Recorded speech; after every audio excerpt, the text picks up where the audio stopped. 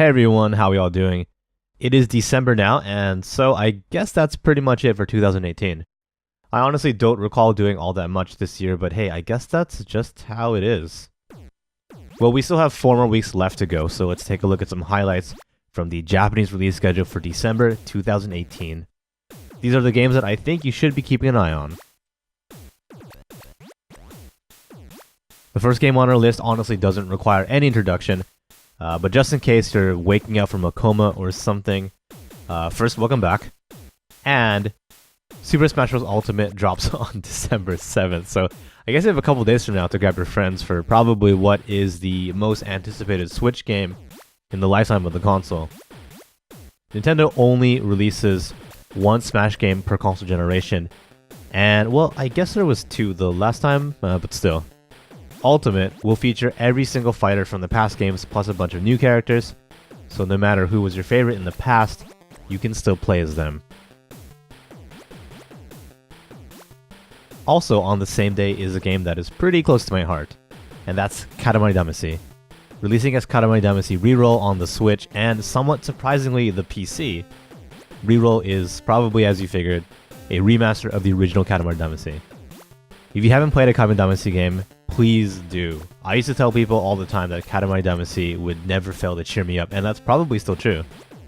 But it's just something that's both really fun and relaxing about rolling up a bunch of random stuff and then getting huge and eventually like rolling up the whole world and whatever. Have you played a Senran Kagura game? Maybe yes? Were you like, I want more fan service, but like a bunch more fan service? I even played that cooking game. Well, I guess on the 13th you can play a Senran Kagura pinball game. I'm not sure anyone asked for this, but hey, I guess the greatest ideas are ones that no one has come up with. So yes, it's Senran Kagura Pinball. It worked for Pokemon, so I don't see why this wouldn't be just as fun. There's probably a joke about balls here somewhere, but I'll let you figure that out. I've heard God Eater described as Monster Hunter but with a story, and I guess whether or not you believe that depends on how much you like Monster Hunter's story.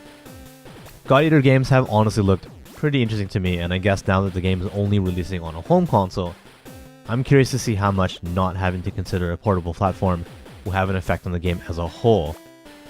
I really think Monster Hunter World took advantage of only releasing on non-portable platforms, and who knows? Maybe God Eater 3 will do the same thing for the series. The Yakuza games are great, and if you haven't played one, you really should. Those games are just really good at blending crime drama and like stupid comedy, and they also have like a really satisfying combat system. Well, Judge Eyes isn't a Yakuza game, but it's from the same team, so if you like those games, there's a really good chance you'll like this as well. It pretty much has the same look and feel, but instead of being on the side of a shadowy criminal underworld, you get to play as a private detective. That also beats people up, so I guess you'll be investigating with your fists? Rounding out the month is the sequel to the Dragon Quest spin-off that nobody saw coming, and I'm pretty sure even less people expected a sequel for. Dragon Quest Builders 2 comes out on the 20th, so if you wanted even more world building mixed with some RPG gameplay, well then I guess you got it. The game features multiplayer with up to 4 people, so if you have friends who also like building stuff and are also Dragon Quest fans, then I guess you could probably kill a bunch of hours just making, I don't know, just whatever people make in those kind of games, I guess. Well, that's pretty much it for games in December. I might have missed something, so if you think I have, feel free to leave a comment down below.